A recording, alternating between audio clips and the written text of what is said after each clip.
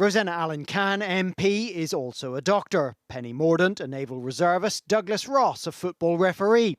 Not the controversial consultancy work that has caused the latest storm, but all now under scrutiny after Boris Johnson, occasional journalist, author and after-dinner speaker, tried to reform the system to help a colleague. Will he do the decent thing and just say sorry for trying to give the green light to corruption?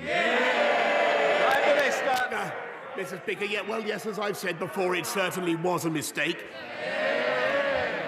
That's not an apology. A coward, not a leader. KEIR STARMER was rebuked for that by the Speaker, who then tore strips off the Prime Minister for breaking the rules and asking the Labour leader questions. We still have not heard why the Honourable Gentleman will not tell... Minister, Prime Minister, sit down. Prime Minister, I'm not going to be challenged. You may be the Prime Minister of this country, but in this House, I'm in charge, and we're going to carry on. End of that. Conservative backbenchers haven't been impressed by the government's performance on all this either. I don't think anyone thinks this has been very well handled. There were lots of colleagues that were persuaded to vote with the government 2 weeks ago, who I think largely regret having done so. I don't think they'll make that mistake again on this issue, and I think standards matter.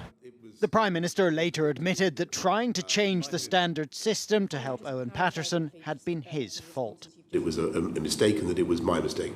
All we wanted to do was to see whether there was any scope for cross-party agreement on an appeals process. But rebuilding can get out of hand, and MPs are now considering how much time should be allowed on any second jobs. But it's not that simple, says Ben Bradley, MP and leader of Nottinghamshire Council. I think it's really difficult to know what reasonable is. People have talked about, do you prioritise the commons? Well, how do you measure that? It's really difficult to say. I prioritise my children, but I still spend more time at work than I do at home. So it's not about time necessarily.